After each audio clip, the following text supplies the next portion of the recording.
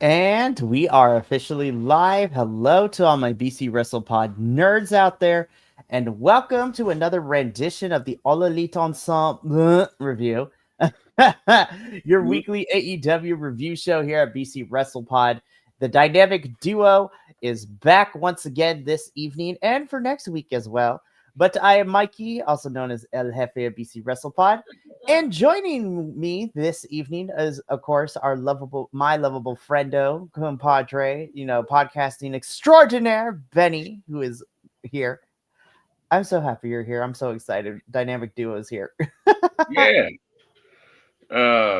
Greetings and salutations. Let's rock and roll. Heck yes. So, we're going to get into AEW in a little bit, but if you are new here and you want to continue to see what kind of shenanigans we can get up to, please make sure to subscribe to our YouTube or follow us on Twitch or Kick. We are not picky. Whatever your preferred platform is, we would love to have you there. We also love to see you kind of help, keep up with us and to also interact with us on the social medias. We're at BC WrestlePod, where we do a lot. We got report cards, we got previews of the weekly television shows we cover. We also have some fun prediction stuff that happens from time to time with big old pay-per-views, as well as our thoughts on things. It is a grand old time. Of course, you can also, get some cool merch from us at our store, bcwrestlepodshop.fourthwall.com. And if you would like to support us financially, there a little coffee bot might be coming in very, very shortly. And so let's get into the goodness, shall we? So we kick off things like we always do here with AEW Dynamite. And we are going to talk about what opened us the show, which is the Ops and the Hurt Syndicate for the AEW World Trios Championship, which I was very happy to see. Yeah. The Hurt Syndicate, minus Shelton Benjamin in this one, looked rather old, with the utmost respect. Um, they thought the ops were the ops as heels will work so much better. Like they're funny. Um, Joe. Oh, Joe. And like, yeah, Joe was like busted out stuff that like he's been busted out stuff lately that like you haven't seen in a while, which is really nice. I had did I think the Ops were going to lose? No, not really. But I'm gonna be so for real. I love with the well, who knows? We're gonna see what happens with the Hurt Syndicate as we continue on leading into full gear. But I like seeing them work as a trio. Yeah. And again, we talked about it during our review last week of Wrestle Dream. I like that the Ops have now kind of changed in their character. They're more vicious. Essentially, they're kind of more heel-ish, with the key word being ish. Um, and it's what so okay, we talked before we went live, and I was like, okay, we're probably gonna bring up some stuff like where we took some directions and some stories. I was like, oh, I'm not sure where we're going. Yeah. Joe and Hangman is one of them. I was like, you know what? I'm okay with it because I'm used to having AEW doing like one and done feuds, but it seems that Hangman and Joe are going to continue to fight, which is cool. However, this is just a me and a personal nitpick. I'm just like, I'm okay with championship feuds, but like these trio championships can't be going MIA in the process of the story, which, unfortunately seems to be a good chunk of not just AEW, but a lot of promotions don't do their trios and tag teams very well because it's like, you guys, their tag titles or their trios titles. I know they don't need to be defended every single week, but like, what are we doing? Yeah.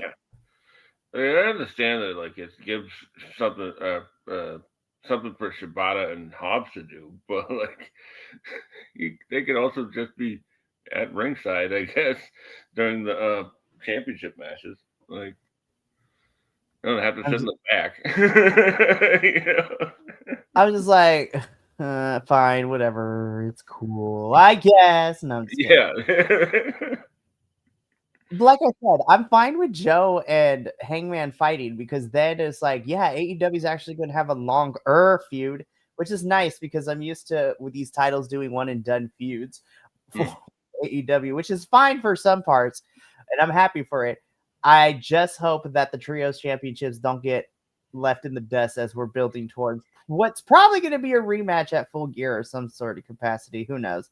But the ops retain. Joe gets on the mic. He did what he did because why not? Is essentially what he said. He's like, I'm gonna come for that title and I'm gonna keep coming for it until I take it out of Hangman's hands. And I was like, you go, Joe. I'm rooting for Hangers, but I'm rooting for Joe too. I was like, how dare you do this to me, AEW? I know, right? Oh my goodness. And again, shout out to the Hurt Syndicate. I'm glad that we're still having them as a trio. I would love for them to become champs at some point. Or if we're not going to have them, we don't need to have a horrible breakup. But I am here and I'm on the agenda of let's get some Shelton Benjamin, some gold. I don't know when that is, but like let him be TNT champion for a little bit because this man is continuously to be amazing. Not to say that MVP and Bobby are not, but damn, Shelton Benjamin can still go at his age like this, and he's been wrestling for 20 plus years at this point. Give this man a championship. For real. Yeah, I completely agree. Like, give something for Shelton, you know? Exactly. And hopefully AEW will do that in the next year or so. But we move on from here and the promo we got from Joe, which leads us into the next thing for us, which is Chris officially accepts Mercedes Monet's challenge for the AEW Women's World Championship at Full Gear. And I'm just like, I'm excited. I think Chris is going to retain. And if AEW plays their cards right, the story of Mercedes can win every single title from around the world except for the big one. And when it matters, she can't get it done. And I want that story is a lot of fun. We're going to revisit that later because I don't know if that's the direction anymore.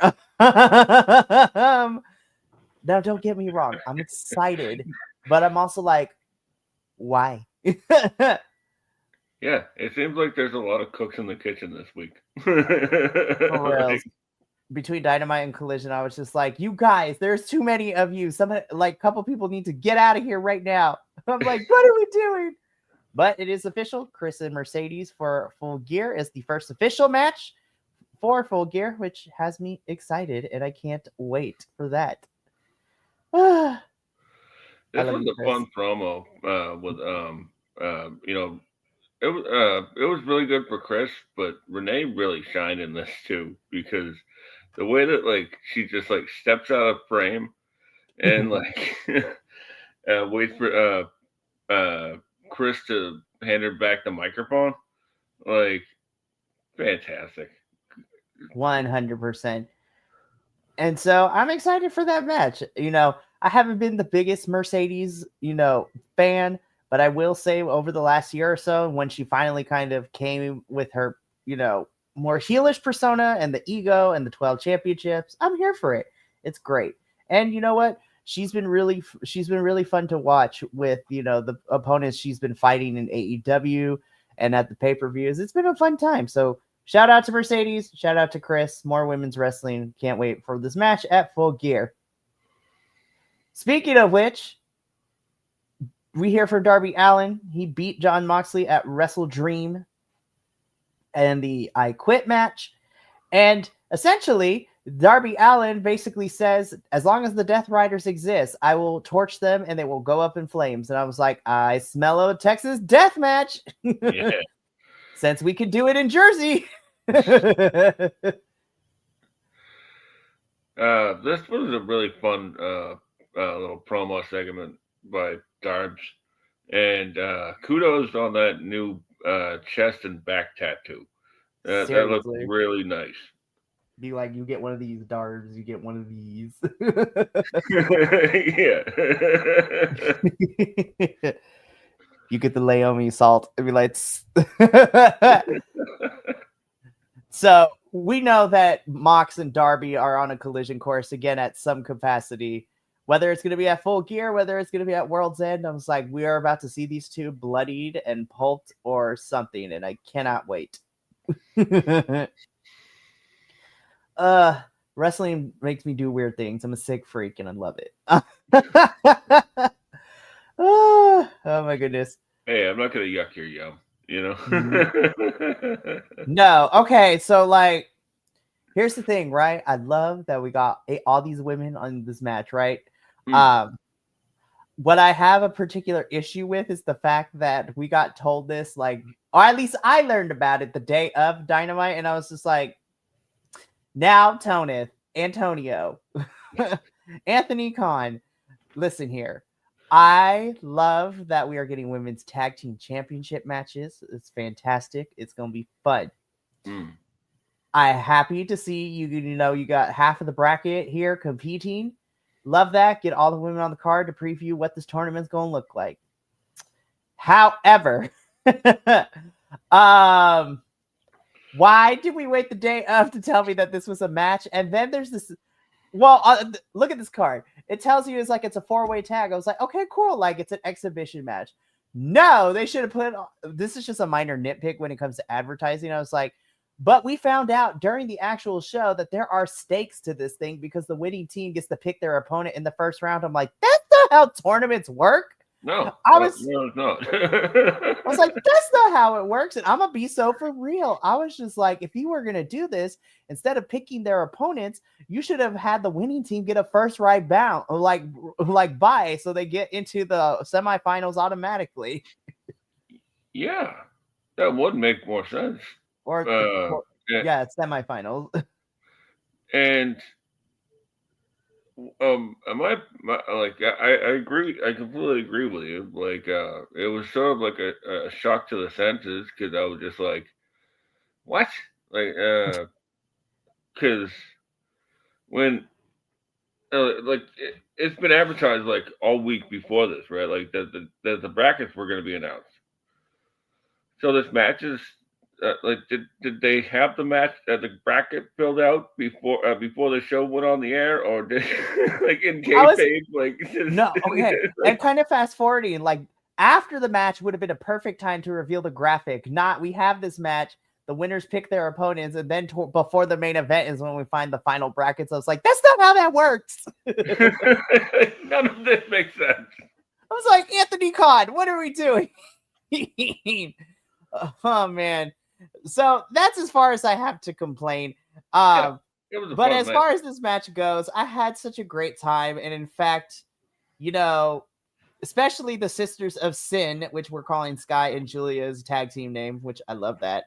I loved everyone in this match. This was fun. This was a way to preview everyone who is going to be participating in the, women's tag team title tournament. Also, the Sisters of Sin had a very busy week because they were here and then they were in Mexico on Friday. Yes. God, they did so good in the Grand Prix. I was so happy that they got moments to shine in that 10-on-10 main event. It was so much fun. But stay tuned to Wednesday for that review. Stay tuned tomorrow for that review. Also, I love that now we're just having Megan and Penelope in their graphics now just come out as Poison Ivy and Harley Quinn. I was like, yes, DC Comics. We love that. I love that they finally got the coat catch on cam. Like, it was for fans who noticed that kind of thing. It was sort of nice, like. And congrats to the new DPW Women's Champion. Yes, Queen Abinata. This match was so much fun. Like,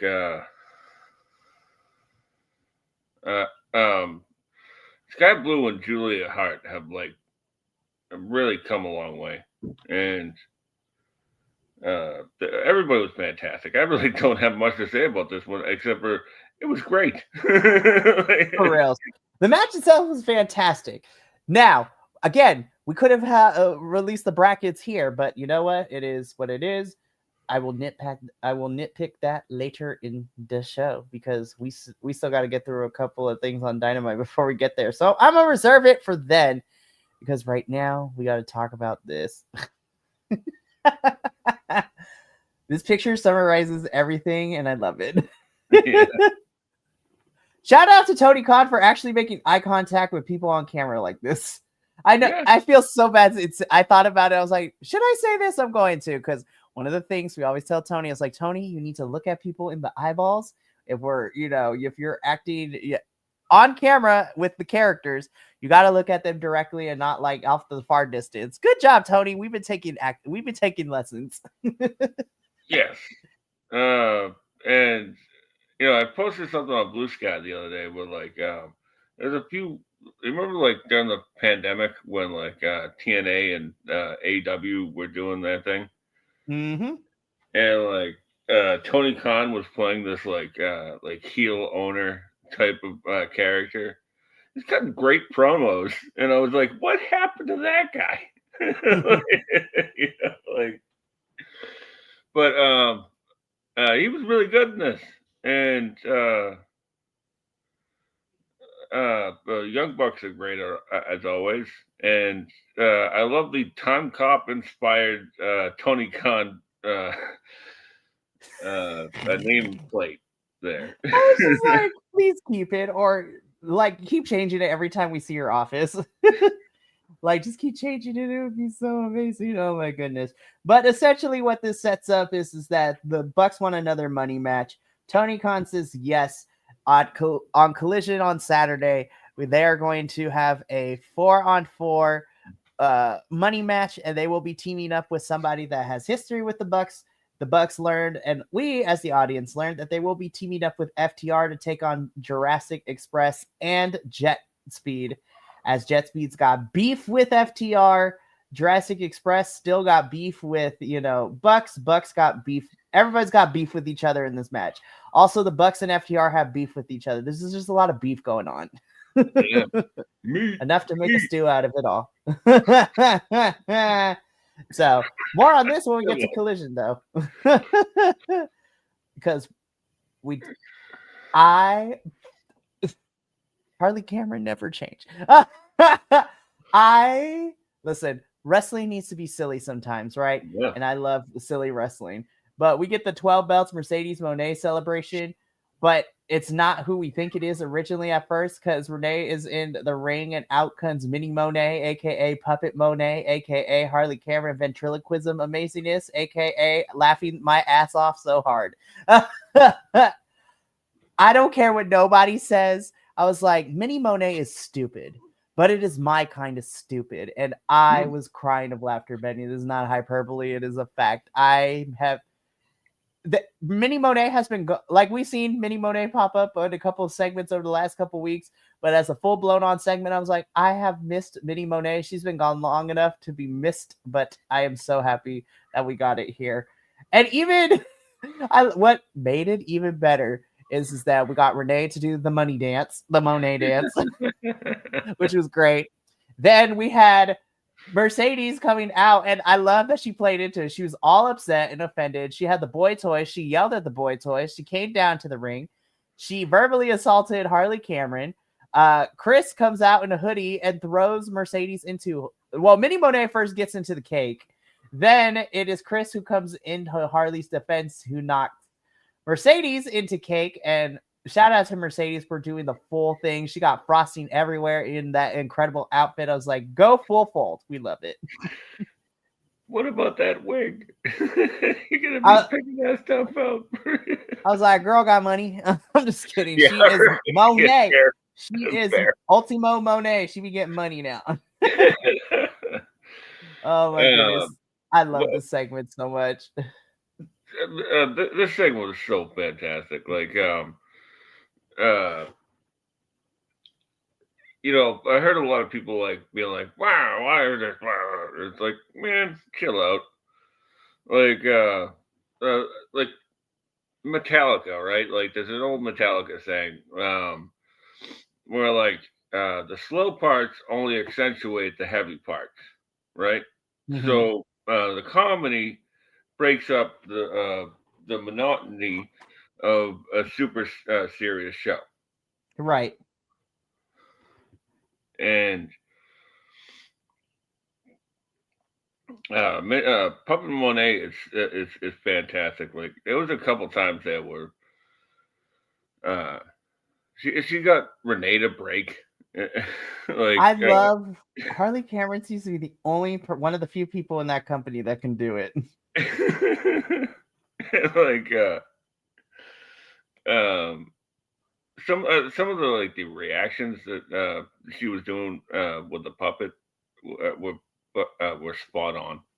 For real. So I was just like, oh, I love you so much, Minnie Monet.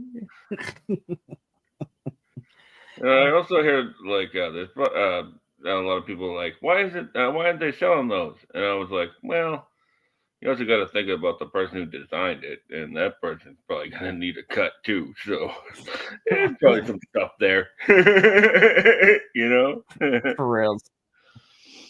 Oh man, I had such a blast with this segment, and again, it continues to build up what we're getting at Full Gear between Chris and Mercedes. Mercedes, we're going to talk about you a little bit later, girl. We're not done with you quite yet in Dynamite.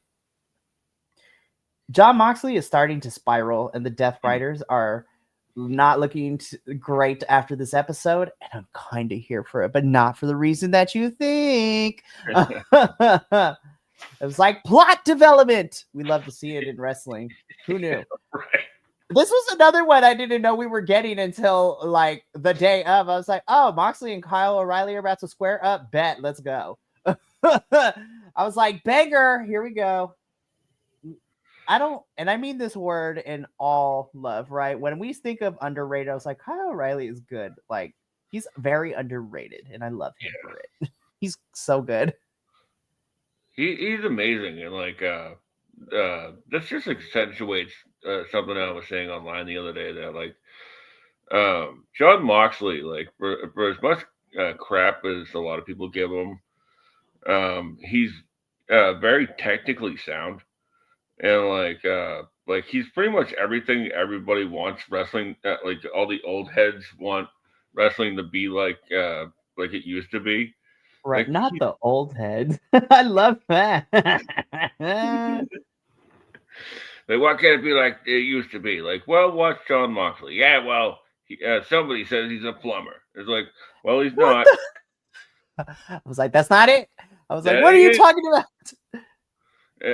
And like, I love the fact that like he was getting beaten this match, and he panicked and hit the ref, and then the ref cord was just like, oh no, we're done. Yeah, like, we Like, got absolutely not. I love it so much. I was just like, Moxley getting DQ'd. I was like, oh, he panicked. Plot. I was like, character progression, because Moxley on the outside might say his loss to Darby isn't really messing with him, and he's got to move on from this. But I was like, it's gonna manifest itself where Moxley is gonna have to challenge Darby one more time to dissuade and to prove that he's not losing it. And ultimately, I think Darby should beat him in that Texas death match, so Moxley goes full downward spiral. And finally take that vacation that he was promised like 3.5 years ago. Lord. Don't you see, he works 1 day a week. This is his vacation. That is very true. That is very true. Very, very true. Well, and then here's the thing, right? So we have this match. Kyle wins by DQ, and then everybody starts fighting, and it rolls into the next match like right away. I was just like, we're not just wasting no time. We're not getting the time to breathe because everybody is involved in this. Shout out to the like sitcom 90s sitcom inspired entrance now for everybody on the conglomeration. This is crazy. And once again, Mark Briscoe has another picture on this graphic. I was like, this is like number 15, I think. I was like, how many pictures did we take? Like, for real. I swear Tony Khan is listening to this podcast or paying attention to the weirdest things, because these things that happen when we review these shows, I'm like, I swear somebody is telling him about these things, because this is such a weird thing that we point out, and it happens every single time. Anyways, this match was fun. I had a great time. Roddy's another one too. I was like, Roderick, I love you. You're great. Mm. You are so underrated as well. And I was just like, both of, I don't even know. Do we still call them Red Dragon? Like, what are we calling them? Like, I don't know What? anymore. Yeah, like the Undisputed Kingdom, right? Like, man, that For died real. of slow death, didn't it?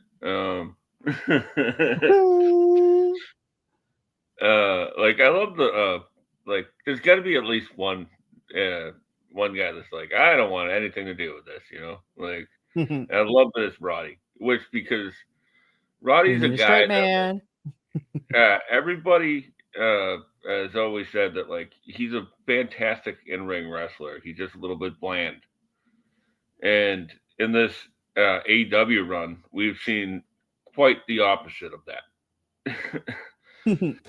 And Yuta and Garcia, man, with their history on the Indies, it's great seeing them here in the spotlight. Like that, their 60-minute Iron Man match for the IWTV title. That's a mouthful. I had to slow myself down on that one. Too many letters. Too many letters. And yeah, this was fun all around. You know. It definitely was fun. Conglomeration and Roddy, according to this graphic, I was like, we know he's part of the conglomeration. It's okay to say it. Y'all can say it. But they beat the Death Riders. I was like, ooh, more development. Everybody on the Death Riders, except for Marina, can't catch a break. What I would love to see if Tony Khan, if you truly do listen to this podcast, I would love for Marina to be the only person who could actually get wins for the group. And then when it comes time, Marina, I want to see, ultimately, I want to see Marina lead the Death Riders. That's what I want to see. Mm. Literally, she is the second in command on the independents. I know at least AEW is cool enough to like mention what happens on the independents as well. And with Marina, Shafir, and Moxley both being at Defy Wraith, which I'm still waiting on that playback Defy.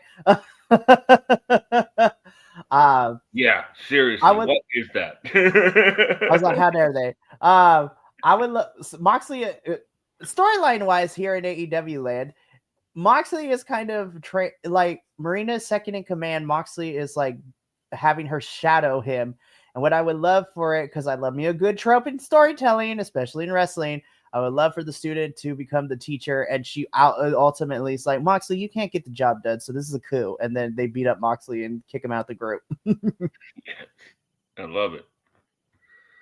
Will we get it? I don't know. But Antonio, if you're actually listening to this and it does happen, I'm not asking for royalties, but can BC WrestlePod get like front row tickets to the next pay-per-view, please? I'm just kidding. But at least this was shirt. at least a shirt. Listen, I know you probably got an amazing graphics team. I will take being able to design a Dalton Castle and an Outrunner shirt. I'm just putting it out there. Like, give me one of those and I'll be happy, honestly. Whenever that's a shirt, please. But we're going to move on from this trios match because we still got some things. Oh, man, this is fantastic. This is where I feel like we lose the plot a little bit. I was like, oh, Athena, you're back. I love you. But why? And yeah. if anybody was from the ROH world that was going to participate in this tag team tournament, my money was on Athena and Billy.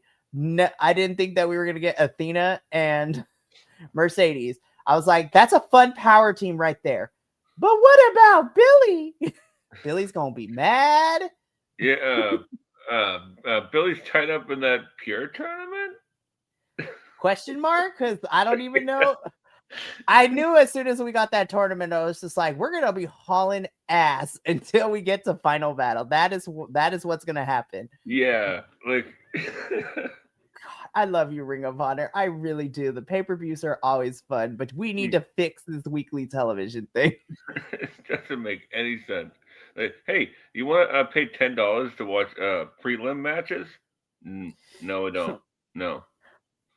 I was just like, I'm not asking you to copy other promotions, but be like TNA. Like, find a place where the city you're at, do a couple of tapings, and then you can start airing them. So that way, we're not using Dynamite and Collision as grounds, because either you do the matches early or you do the matches afterwards when everyone's ready to go home. It's been a long night. Yeah, right. Like it's already 1 a.m. Why are we seeing Serpentico right now? I was just like, listen, I'm here. I'm here for a Serpentico agenda, Yeah, but no like at shit. the same time, I was just like, no. I was like, either find a designated place, or find somewhere in the city that you're in to do a couple of tapings for like a couple of weeks, and then just go back. Anyways, Oh, that is not that. That is that's for neither that is here for a nor later there. episode. No, well, yeah. I mean, we have the forever champ. She could like. I will say though, shout out to Mercedes. I could tell she had fun doing this scream. She's like, "Where is my makeup?" And like at the end, like Athena's like, "We gotta get We you got in." to do minion training. How's that? Minion training? Oh hell no! Oh hell no! these guys, these two are so funny together. They are amazing. Listen, I am here for this tag team, but at the same time, I was just like, oh, instead of oh hi Mark, it's oh hi Athena. I was Yeah. like, out of nowhere, we haven't really seen you on AEW television since Forbidden Door after losing and tapping out to Tony. And then we're like, oh, okay, that's fine. And then as she appears, it's like, oh, hi, Athena, you're back. I'm not mad at it because I love you, but I was just like, ooh, Billy gonna be mad. It's like it just leads to more questions because like as I just said, that like Billy's in the pure tournament. If this is supposed to lead the final battle, with Billy being mad at Athena, wouldn't you assume that the finals of the pure tournament would be at final battle? Is she gonna fight for 2 belts at final battle? That makes no sense. I don't know. The crazy thing is that the crazy thing is that the the ROH Women's TV Championship has gotten more development than anything, because Red Velvet is on that ass. She is coming for Mercedes, and I am here for it. That's Yeah, I another was thing. just like, When did they tape that? It's like they gave Mercedes Mina's belt at the pay-per-view, and then like a couple days later, like Red Velvet's like challenging her. It's like, when was that taped? I was like, and how did we develop that? But we're not developing the women's pure. We're not developing who Athena might face at final battle. Like, what's teases? What are we doing? Ooh, he's got these favorites, don't he? I was just like, listen, I love Athena too, but like we gotta start figuring out what we're doing. And I know it sounds like a double standard too. I mean, I love Bandito. I had the same issues, but at the same time, because I see Bandito fighting anywhere and everywhere, I was just like, why can't you have Athena do that? Like, literally fight anywhere and everywhere, just destroying girls left and right. Like, anywho, but what I need though, if you want me to fully support this tag team, a la MJF and Adam Cole when we first got them, I need to see vignettes of Mercedes and Minion training. Yeah. That's what I need to see. But so these two are a tag team, and I was just like, I like it, but I also have questions. And but the big turning point is when we get these brackets in a little bit. But right now, Mark Briscoe's like, I want another shot. Kyle Fletcher's like, that's gonna be a no for me, dog. Is essentially how I sum up this vignette. Love that color on Fletcher though, not gonna lie. Yeah. He looks sharp. And Chicken is always amazing. Love him. I was just like, don't do it at Full Gear. Do it at World's End and have him win at World's End. That'd be amazing. Anywho. Right? Well, who knows? Mark Briscoe might be in the Continental Classic. Give that man some actual wins, because he was on a losing streak for the good chunk of it last year. I love the whole say my full name gimmick, because like it gets me mad every time, because I'm like, what is his name? Like he never says it. He never says it. It's like implied that we know it. I was like, don't be a tease. Tell us. But yeah, so Kyle Fletcher's like, I retained, talks crap about Mark Briscoe. Mark wants another shot. And with the advice of Don Callis, Kyle tells Mark, he's like, that's going to be a no for me, dog. So I'm like, oh boy, round 6, here we come. Not that I'm going to be against it, but I was like, let's space this out. Let's space it out until at least World's End. Let's get through Full Gear, figure out who's going to be in the Continental Classic, and then go from there. And I'm okay with that. So yeah. Indeed. So okay, this is where I was just like, now Tony, I know we don't want to spread the women's division thin, but I have questions on some of these teams, right? So first and foremost, Queen and Jamie makes sense. You know, we're leading to Blood and Guts in a couple of weeks, so this is going to happen. Sisters of Sin, they've both been fighting them. Makes sense. Willow and Harley, obviously the favorites in terms of fans. Like, they are so over. Everyone loves Harley. Willow is, you can never, nobody on this planet, if you hate Willow Nightingale, you just hate life.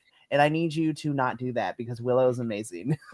Like, there's not, I cannot find one. I mean, there sure is, but at least in my inner circle, there is not one person who does not like Willow Nightingale. She's nice, she's lovey, she's amazing, and she can beat a bitch up. Like, that's the best combination. She's loving, and she'll fight you and fight for you. And I want her on my bar fight team. Anywho, I actually want Harley on my bar fight team too, because she's the agent of chaos. I think that will win us the fight. Just to speak about how great Willow is, like I brought my mother a couple of years ago to Rampage Heck yeah. Island, and every time I'm like, you know that Willow girl, she goes, oh yeah, she's funny. Like she made an impression, and that's pretty impressive, you know. Like, right. So all that being said, I love this team, and then I see who they're going up against, and I was just like, this is a lose-lose situation for me. I was like, either we don't get to see Willow and Harley continue in the tournament, or we don't get to see Mercedes and Athena continue to be a team. And I was just like, it's a lose-lose for me, and I'm mad.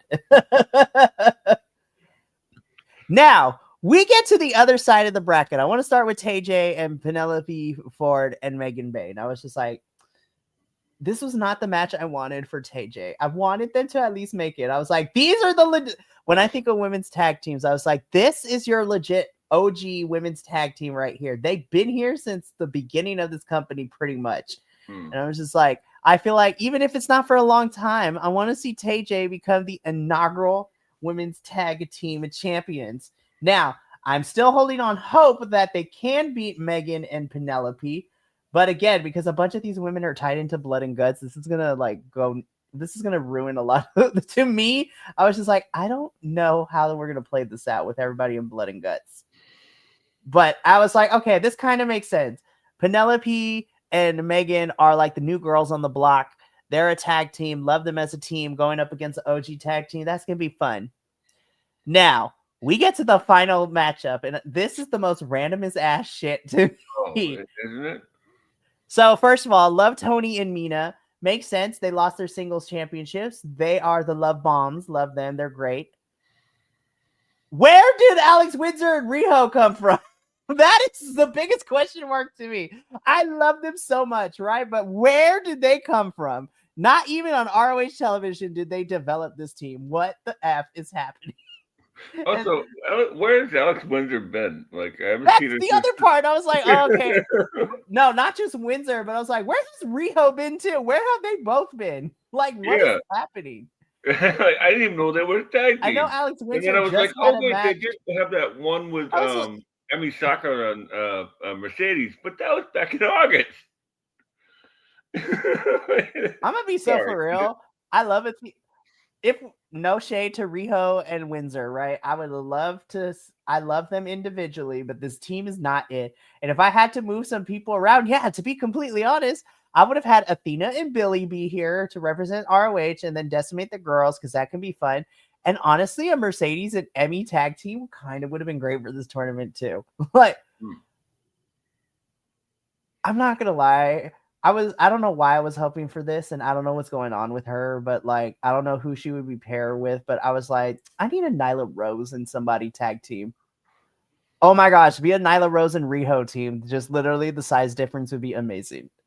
And let Nyla Rose be her Twitter game Nyla Rose because she's fucking hilarious. Thunder Rosa, Nyla Rose and Thunder Rosa. For reals. Wild Roses, I guess. Or you know what? Not to say anything, but you literally have a working AEW. You have a working relationship with a big women's division in Mexico, and you literally have a Japanese Joshi women's promotion too. I'm not saying now. I know, of course, you have to have conversations about who can win and who not, but like you already have Olympia challenging Mercedes for this title coming up. We're going to talk about in Collision this upcoming weekend. You could have gotten Persephone, who is always up in here in AEW. Like you could literally have taken the women's tag team champions from CMLL, or because there was a bunch of girls from Stardom and CMLL this past Friday that you had the AEW girls participate against. We couldn't have some of the Stardom girls be a part of this, like. Even though not like, give me a Bozilla, give me a Hazuki, give me a Koguma, like what's T? Again, I love Alex Windsor and Riho down, but this is the random pairing, and this is why I'm like, I don't like this matchup because again, I'm mad because of course Tony and Mina are gonna win, which means what does that mean for Windsor and Riho after this? Yeah, I'm like flabbergasted because I'm just like I don't know what to say about My that. flabbers are gasted, exactly. Because like I like Bane and Ford, right? Like I think that there's two people that going into Blood and Guts should be built a little bit stronger. Mm-hmm. Ty J, I'm sorry to say this. Like I mean this with the utmost respect. I'm a huge fan of them, but they're the weakest team in ring uh, as opposed to everybody else in this bracket. Like Fair. and with that said, like I still like to see them advance, but like I don't think they're going to, seeing some what they set up on the Collision. But Right. And I'm just like uh, and what do they call themselves? The Babes of Wrath. Um, Against Athena and Mercedes. Like, why is this in the first round? This doesn't make any sense. Like, Here's the other thing too, right? So I know we don't have a lot of women's tag teams, but I was just like, we couldn't have. I'm like, 8 how many teams. people do they have in the ROH right now? Like, where's Lady Frost? Like, like That's what I'm saying. I feel like if you brought up some of the ROH girls, or even if you wanted to do one spot for Stardom and one spot for CMLL, we could have added 8 more teams and make it a 16 bracket. It could have been a lot of fun. Like for it, it's like a whole. So okay, running down ROH, you have Lady Frost, we have Rachel Ellering, Diamante could have been in here too. Like, yeah, I was just like, Mercedes what are we? Martinez is still under contract, from what I know. Yeah, Mercedes Martinez, Billy Starks. I like I said, Billy should have been a part of this thing. I was just like, how, why, whatever. They get it. Gianna They have like Perazzo. to get everything done, but I like was just like, I you're mean, gonna have to do it even like this. even though she's in a new faction, like, and you could have had Deanna and Taya Valkyrie be a part of this too. Like, Yeah, or and Taya and Lady Frost are have been tagging together down in CMLL, right? for real. So I was just like, I don't know. I feel like there could have been some choices to bring some ROH girls into this, but who knows what's happening. I'm still excited for these tag tournaments, but Yeah, sad as it is to say, I was just like, not to say it's predictable, but the one that I was just like, that's actually kind of like, I can make an argument either way, is the Hater, Aminata, and the Sisters of Sid match. I was like, that's the only one where I'm like, you know what? This could really go 50-50. And then everything yeah. else I'm either mad at, I have questions about, or what the flip. What the flip? Am I still excited? Yes. So I don't want anyone to deem this as like, I'm excited because this is going to be fun. I just have my flabbers are gasted and I have lots of questions of how we got to here in terms of who is in this tournament and where we place them.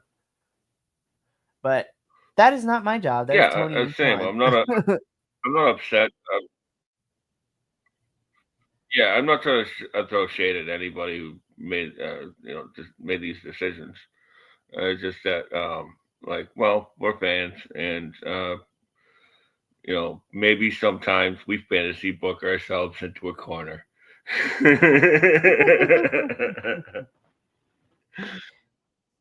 So, but I'm still excited. So the tournament begins next week. So we shall see who ends up where. So, main event. God, this was a banger. What a way to end the show, man. Unified Championship match. Kazuchika Okada defending the title against Bandito. Bandito got this match for pinning Okada at Wrestle Dream in the Tag Team Championship match. And like I said before, what a banger! Bandito has not missed for me this year. For reals. I literally have no other notes on my sheet right now. There was a moment where like Okada had thrown Bandito to the outside, and like Okada like walks over to like Bandito's family, right? And like Bandito's like grandmother like puts her hand like over Okada's. She's like clearly just like, oh, you're pretty.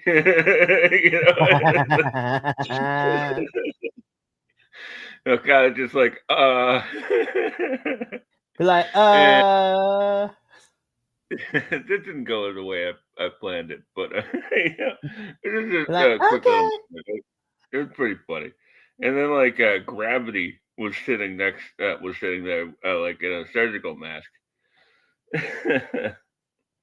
Bandito's brother, Gravity. Like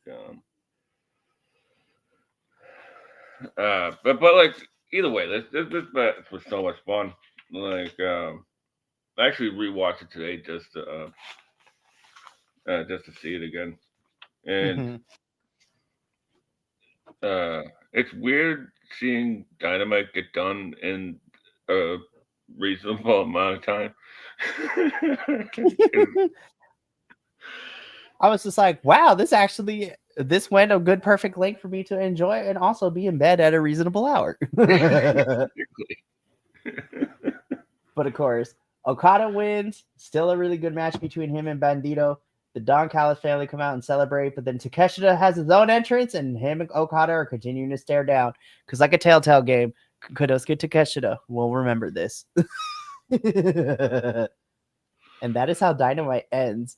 Dynamite was interesting. I will say, Dynamite definitely had me scratching my head at some points, but at least we had some plot development for, leading into Full Gear, where the potential stories goes. We might have taken a couple of weird pit stops, but Dynamite on Wednesday, I was like, okay, I have questions, but at least we're kind of still heading in the right direction.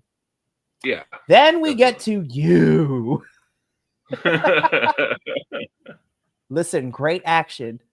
But what the was this? I was like, what the hell happened? The worst part is this was all pre-taped in the same night. And I was like, this is what we got? Also, like, why are you holding people hostage at until like 2 a.m? Like, I was like, unless it is a special show, like, I mean, to be fair, I was held hostage, but like at least we were done by a reasonable time when we went to the Dynamite 300 and Collision 100 tapings. Like that I understand because those are like the big number episodes. Yeah. But why did we hold people hostage for this Collision? Like what happened, AEW? So let's get into you really quick to find out where did it all go wrong. Not this moment. I know you're married, hey man, but I love your beautiful rugged face. I'm just leave it at that. I'm sorry, what? Exactly. I was just like, I was just like, I got lost in his eyes. Anywho, no. So this is a quick thing from Hangman. He's like, Joe, I'm gonna beat you up, and literally that is the summary of this whole thing. I was like, bet they're gonna fight, and I'm here for it. I saw a video today of like somebody had put some like Midwestern emo like underneath this promo. Like, worked out perfectly. So I can't wait. Hangman and Joe, they're gonna fight, and I'm excited for it. Hell yeah. That is moving on. I was this match ruled. Ishii is great. I love this render of Pac. I was just like, my God, Mighty Mouse. We out here looking crazy in the best way possible. These two had a banger. Shouldn't expect anything less. But oh man, this was fun. I had a great time. Yeah, I love the little promo before, or maybe it was on Dynamite, where like Pac calls Big Tom the stoned pitbull. He's like, you might be smoking that wacky tobacco too much. Like Daniel Garcia is just like, he's just like face down in the background, just trying to keep it together. Not trying to ruin the shot. I love this. But like, yeah, you got two tacticians of the ring right here. So like, of course it was hard hitting, and it was beautiful. Of course, Pac ends up legs away. This was great. Pac wins, but you know, it's weird. If it's always got to be a balancing act for Death Riders. If they lose on one show, they're bound to win on another one. Yeah. So Pac picking up the victory for him and the Death Riders against Ishii.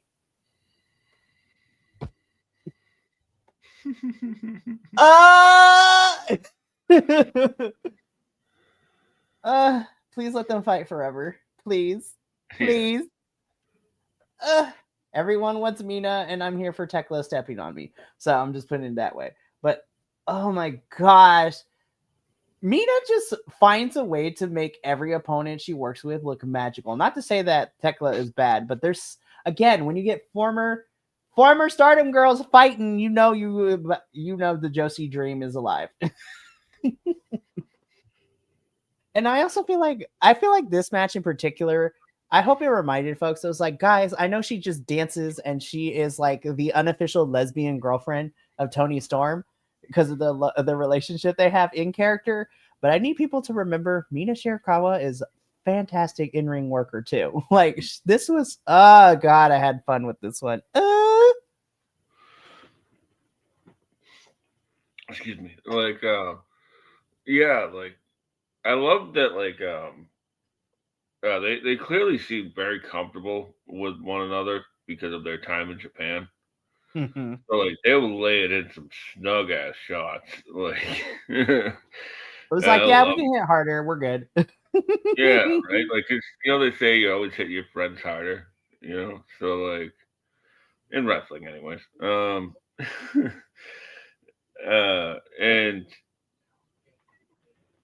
like, Amina working the knee, and like I love how she sort of just picks apart a body part in like every single one of her matches, and like that's sort of like a lost art nowadays. For reals. And like Tekla probably has the best core strength I've ever seen in my life. It's unreal.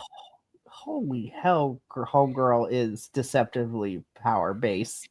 The way that she can like do a sit up in the tree of woe like that is like, that's how. Like, right? I was just like, I was just like, But man, again, I I had a blast with this.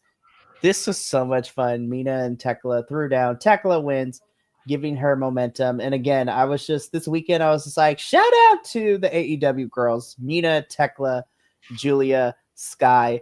Like, y'all have done some fantastic work this week. And I was just like, you are my MVPs because you also did very well in Mexico. Oh, man. If anybody has the chance, please go watch the Amazona Grand Prix from this past Friday. The AEW girls and honestly the Japanese girls too. All the girls did amazing. Like they were just it was so beautiful. It was so fun. But yeah, this was fun. I had a great time. It's fantastic. More women. I'm like, So I was in the middle of this because so of course let's set this up, right? So we get an interview, of course, with TJ, who are here, and then we get interrupted. And at first I was just like, oh cool, more women. I love this hair. I was like, wait a minute, is that no, that's not. And then when they said the names, I'm like, oh my god. I lost my mind. I was like, oh my God, Miranda Lees and Nixon Newell are here. Holy shit, Tony Khan, what are we doing? And why were they not in the tournament? Yeah, this could be Windsor and Riho, I guess, but whatever. Nah, but I was just like, oh my God, Tony Khan, you can't just drop Miranda Elise and Nixon Newell on my screen just so casually. Like, Betty, I lost my absolute mind. I was like, don't get their hopes up. They might just be here for a little bit. But at the same time, I was like, Tony Khan, sign these girls now. Like, oh man, it's great. I can't wait. I love that they like when Nixon Newell walked in and like started talking to Ty. Like they like winked at their past history in the May Young Classic, and like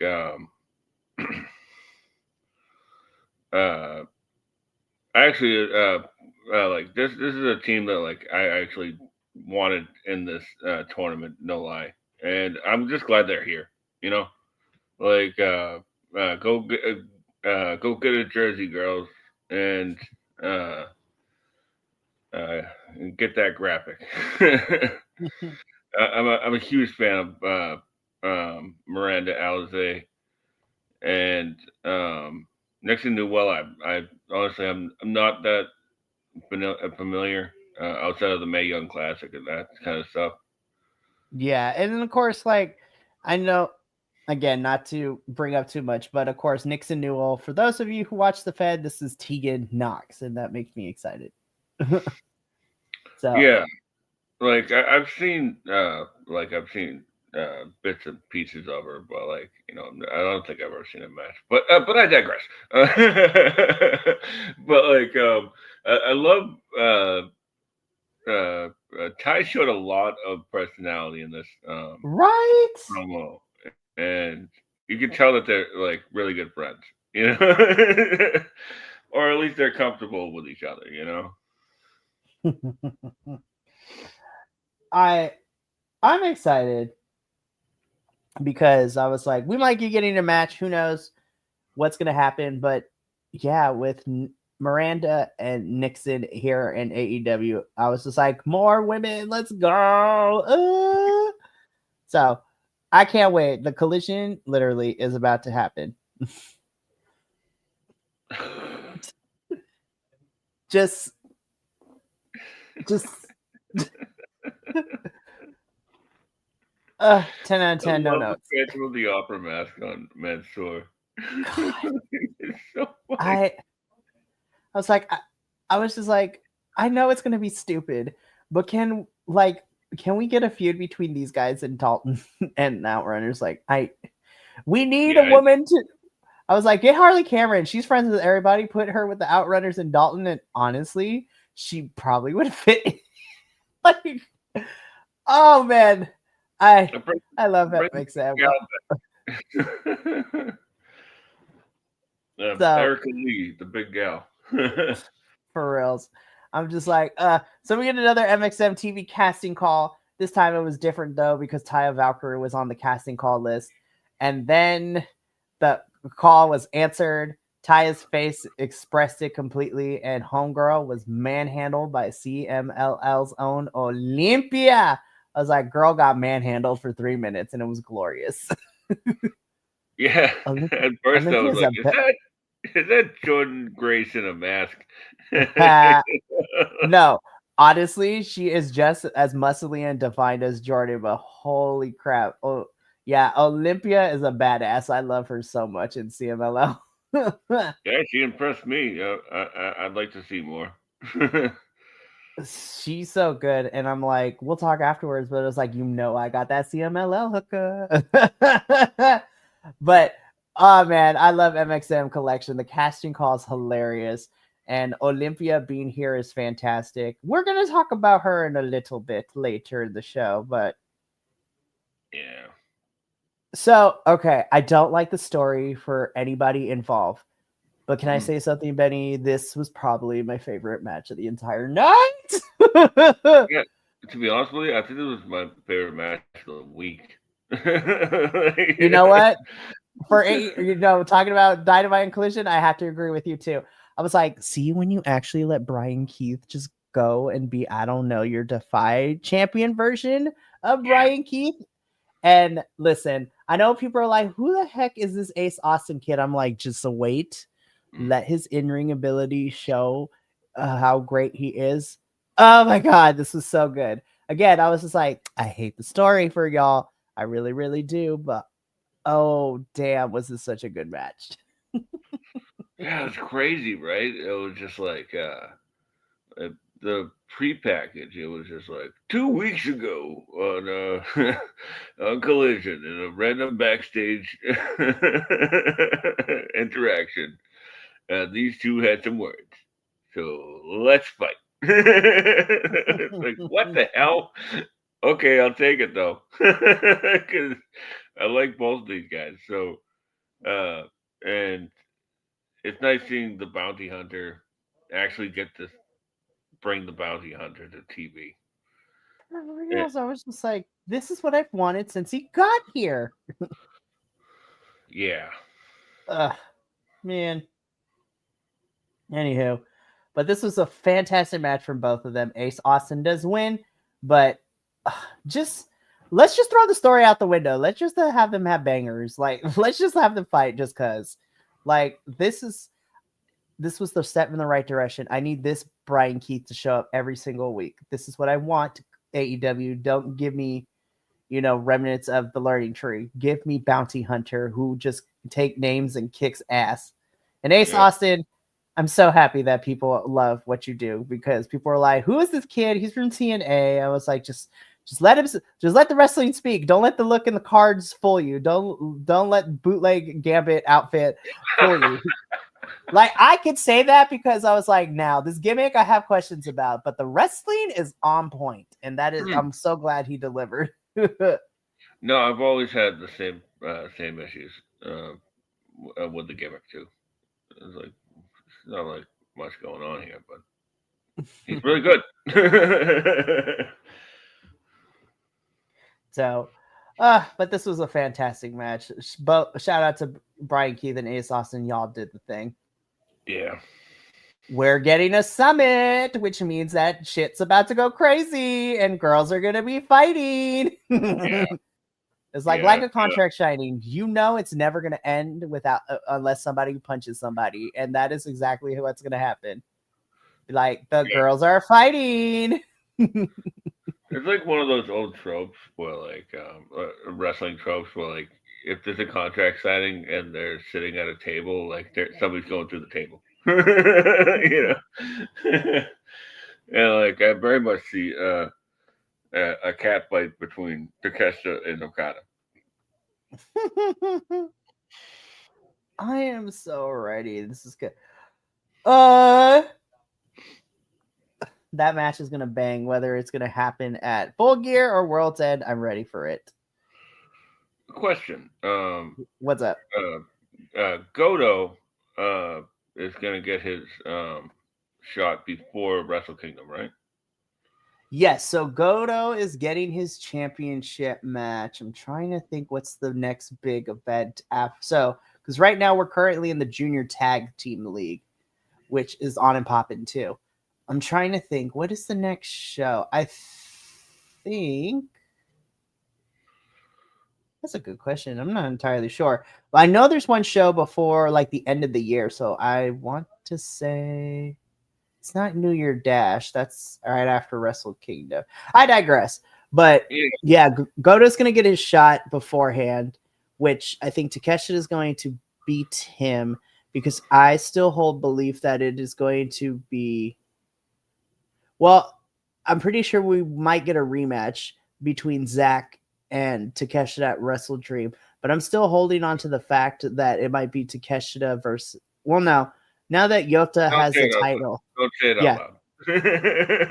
I was like, it's evil. No, I was kidding. Oh my god, I swear, That is evil. it's the whole house of torture. I'd be so mad. Anywho, but we're gonna get the summit between Takeshita and Okada with Don Callis, mediating, and it's gonna only end in one way with fisticuffs being thrown. This was the second. What are we doing? Like, what? Why? I love this. Like, this was like the way that they ended it was like, we're live. Like, was like a play on like the old Sid meme. Uh, So Sid funny. Vicious. Like he like flubs the line. He's like, let's take it again. And he's like, we're live. You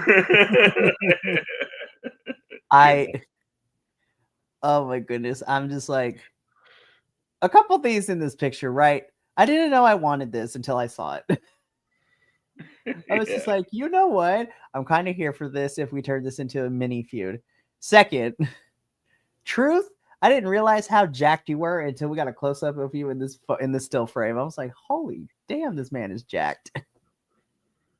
Also, Dalton Castle, you're my favorite. 10 out of 10, no notes. uh, You I know, was just like, like Turbo, the guy with the blonde hair, the blonde receding hair.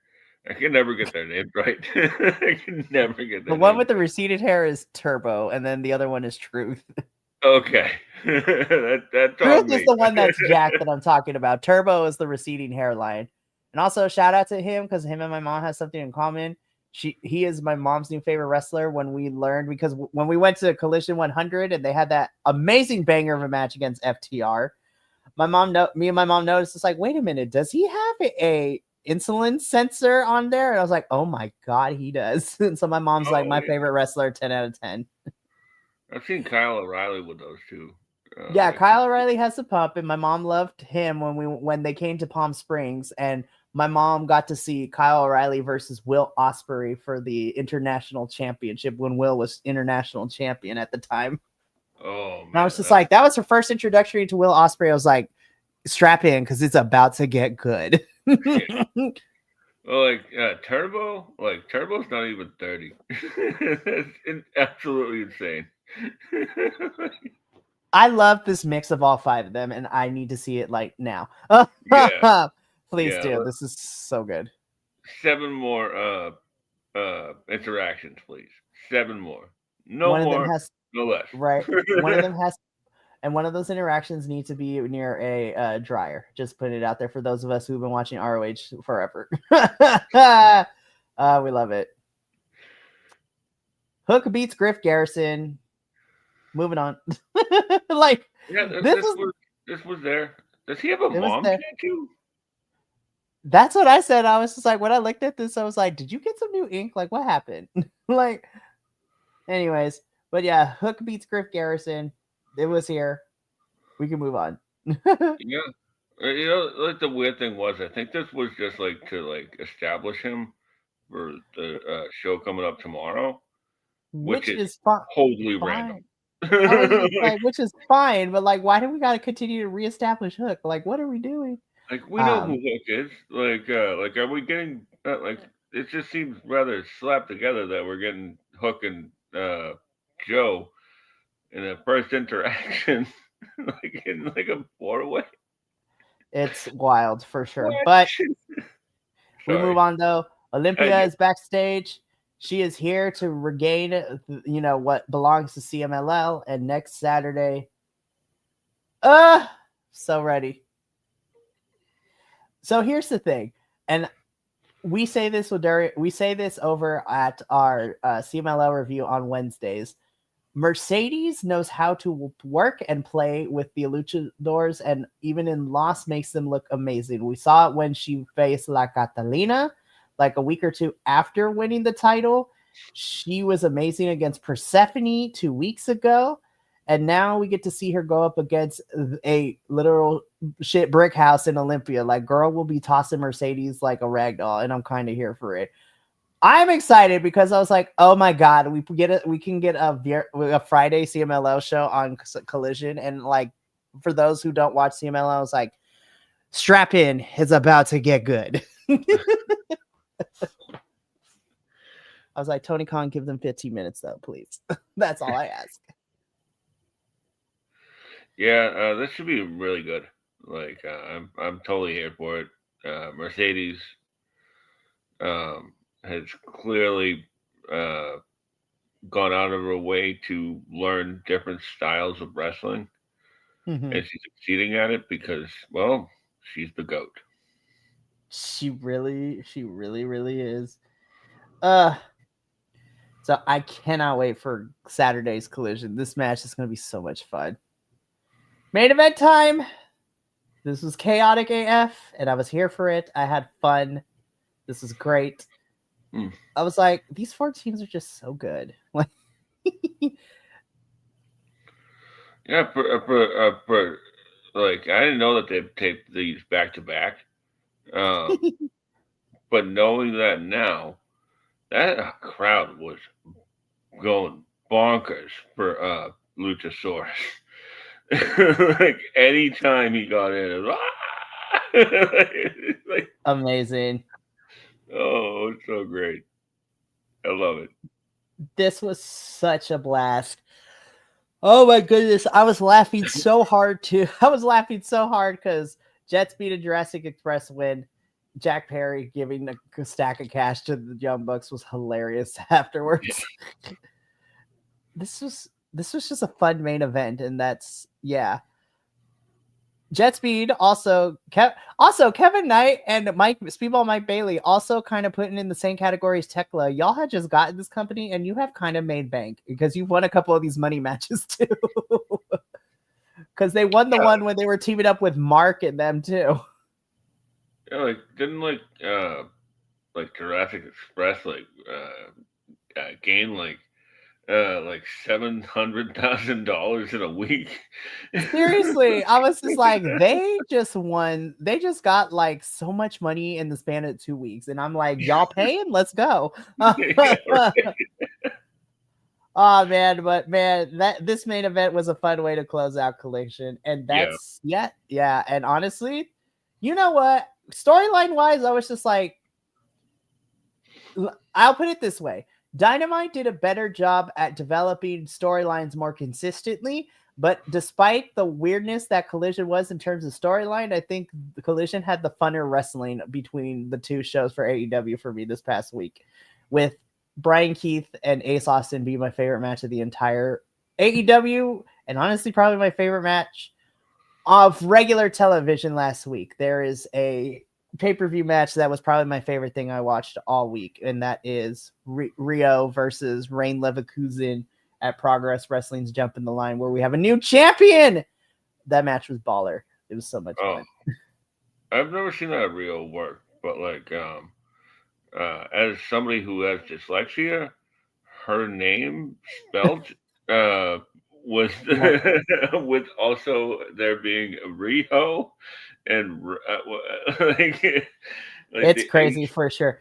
Nah, but Rio in Progress, she's a badass. I was just like, I love Black. Well, listen, Black Excellence is always something I'm going to support, right? But she is, how do I put, if like we're going to mix her, she is like She is she is the charisma of Bianca Belair with the well, no, she is literally a British version of Bianca Belair. She has the charisma, but she also has the power behind her too, in my opinion. So, but yeah, that's probably my favorite wrestling match, period. But my favorite TV match goes to Collision with Brian Keith and Ace Austin. But that's gonna be it for us here at All Elite Ensemble. We got a lot of fun stuff coming up this week. Tomorrow we get Wednesday and Thursday we're going back to back to back to back because there is going to be 4 reviews in a span of 48 hours because scheduling is crazy. Tomorrow evening we get your regular dose of NXT and CMLL. NXT will be reviewing Halloween Havoc, the NXT PLE that happened this past weekend. There's a lot of pay-per-views this weekend that I watched. But we are going to be reviewing Halloween Havoc, and then we will be later on that evening, tomorrow night, we will be reviewing the CMLL 2025 Amazona Grand Prix, which was also a lot of fun. Then on Thursday, we go back at it again for back-to-back. Thursday at 6 p.m. Pacific, I will be leading a cavalcade of characters through Mystery Wrestling 19, where of course, we were supposed to have it last week, but we were scheduled for this week due to scheduling issues. But we're still talking everything because we saw a living dead girl. We saw the Power Rangers versus some Teletubbies. We saw we saw a fall count anyone match ? What's that about? Tune in Thursday to figure that out. And then I will be back at it same night, 7:30 p.m. Pacific, as I will be reviewing Progress's Jump in D-Line, as I will be reviewing that show. And we are now officially one show out. Next month for Progress, it is Noisy Neighbors, and then all roads lead to Vendetta 3 in I'm so excited. Vendetta in December is going to be so good. Anywho, I'm excited for that show. And then join us on Sunday to wrap things up for our WWE review for Raw and SmackDown, and it's going to be a fun time. Like, we're having a good time. Shout out to women's wrestling so far this week because y'all are carrying it for me. I know whatever your feelings are in WWE, I have to say Charlotte and Alexa versus Bayley and Lyra Valkyria, they ate. They were the main event. They were the best thing of Raw yesterday. And I was just like, shout out to women's wrestling. Y'all are killing it right now. As we've all been knowing, but I'm glad more people are getting on board with women's wrestling being the best thing on the planet. Anywho, that has been my TED Talk for the evening, so we got to get up on out here. So thank you so much for tuning in. We will see you tomorrow for NXT and CMLL, but for myself, Benny, and the rest of the BC WrestlePod family, remember, take care of yourself, love one another, stay biconic, and more importantly than anything, you always deserve to finish your story. We will catch you for a crazy week over the next 48 hours, but until then, sayonara, adios, and until next time, peace.